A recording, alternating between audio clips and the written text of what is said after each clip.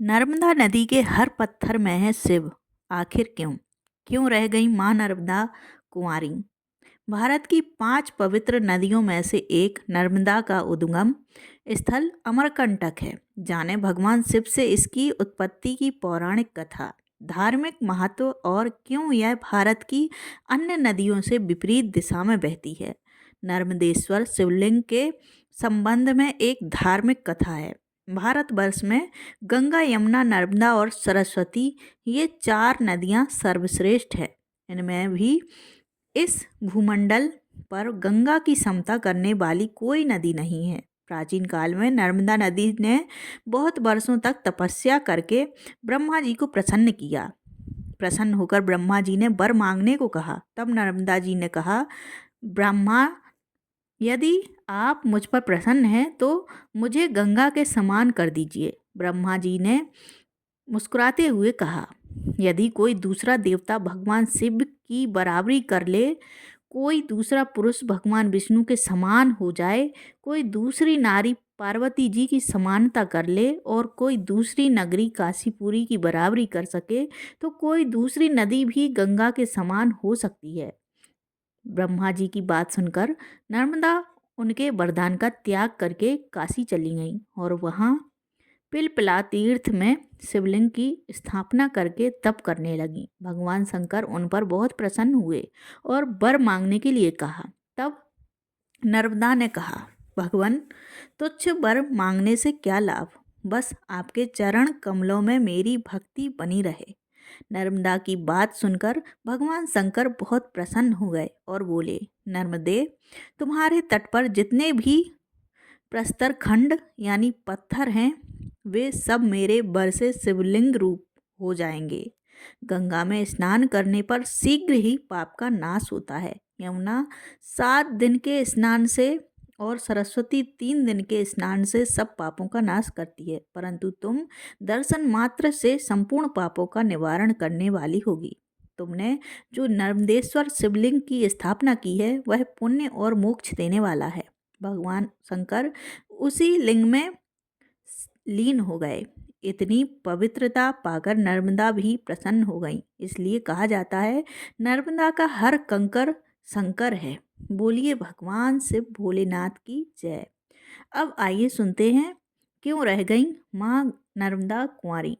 कहते हैं, नर्मदा ने अपने प्रेमी सोनभद्र से धोखा खाने के बाद आजीवन कुंवारी रहने का फैसला किया। लेकिन क्या सचमुच वह गुस्से की आग में चिरकुंवारी बनी रही, या फिर प्रेमी सोनभद्र को दंडित करने का यही बेहतर उपाय लगा कि आत्मनिर्वासन की पीड़ा को पीते हुए स्वयं पर ही आघात किया जाए। नर्मदा की प्रेम कथा लोकगीतों और लोक कथाओं में अलग अलग मिलती है, लेकिन हर कथा का अंत कमोबेश वही कि सोनभद्र के नर्मदा की दासी जुहिला के साथ संबंधों के चलते नर्मदा ने अपना मुंह मोड़ लिया और उल्टी दिशा में चल पड़ी। सत्य और कथ्य का मिलन देखिए कि नर्मदा नदी विपरीत दिशा में ही बहती दिखाई देती हैं। कथा पहली, नर्मदा और सोनभद्र की शादी होने वाली थी। विवाह मंडप में बैठने से ठीक एंड वक्त पर नर्मदा को पता चला कि सोनभद्र की दिलचस्पी उसकी दासी जुहिला यानी यह आदिवासी नदी मंडला के पास बहती है में अधिक है।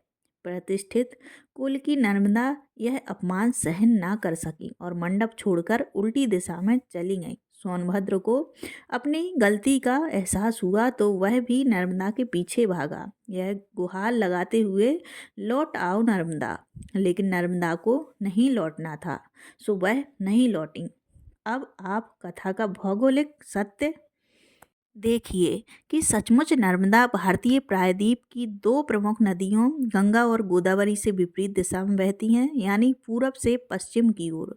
कहते हैं आज भी नर्मदा एक बिंदु विशेष से सोनभद्र से अलग होती दिखाई पड़ती हैं।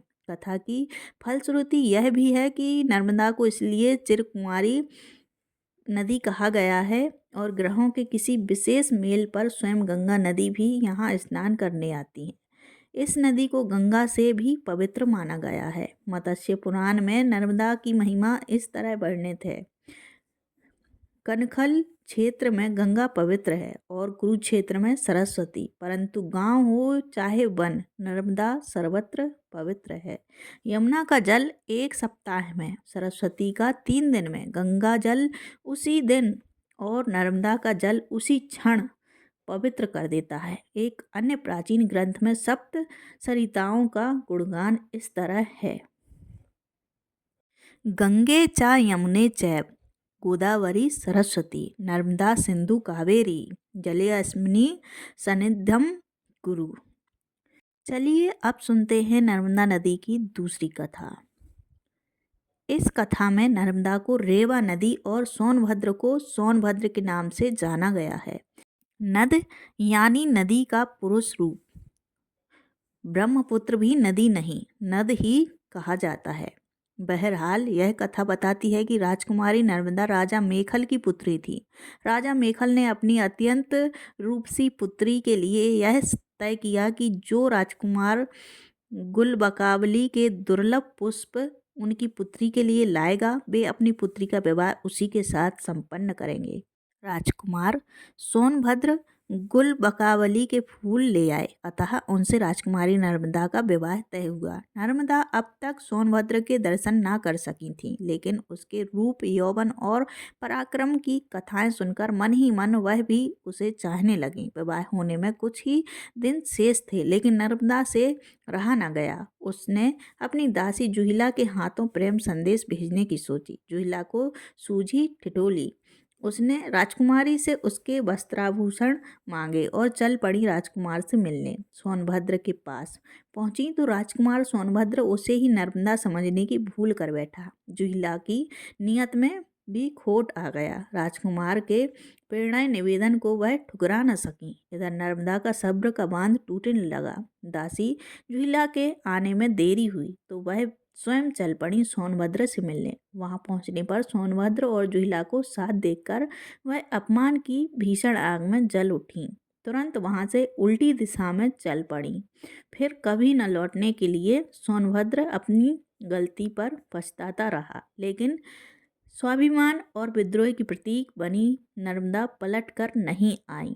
अब इस कथा का भौगोलिक सत्य देखिए कि जैसे नगर के ग्राम बरहा के निकट जुहिला यानी इस नदी को दूषित नदी माना जाता है, पवित्र नदियों में इसे शामिल नहीं किया जाता।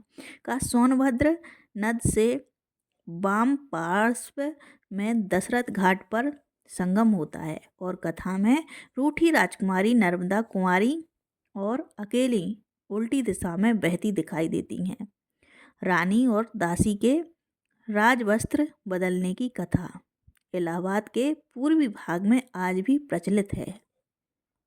नर्मदा क्यों बहती हैं उल्टी दिशा में? भारत में नदियों से लोगों की धार्मिक आस्थाएं जुड़ी हैं। हमारे देश में लगभग 400 नदियां बहती हैं और इनमें से कुछ नदियों को देवी के समान पवित्र माना जाता है। इन पवित्र नदियों की विधि विधान से पूजा भी की जाती है। गंगा, यमुना और सरस्वती की तरह ही नर्मदा नदी भी लोगों के लिए आस्था का केंद्र मानी जाती है। जहाँ एक ओर ज़्यादातर नदियाँ पश्चिम दिशा से पूर्व दिशा की ओर बहती हैं, वहीं नर्मदा एक ऐसी नदी है जो पूर्व दिशा से पश्चिम की ओर जाती है और अरब सागर में मिल जाती है। आसान शब्दों में कहें तो नर्मदा नदी उल्टी दिशा में बहती है। नर्मदा नदी को आकाश की बेटी भी कहते हैं। हर साल माघ माह के शुक्ल पक्ष की सप्तमी तिथि पर नर्मदा जयंती मनाई जाती है, जो कि 4 फरवरी को मनाई जाती है। तो दोस्तों, आपको यह वीडियो कैसा लगा कृपया कमेंट करके ज़रूर बताएं। वीडियो पसंद आया हो तो चैनल को लाइक करें, सब्सक्राइब करना ना भूलें। धन्यवाद। जय श्री कृष्ण। हर हर महादेव।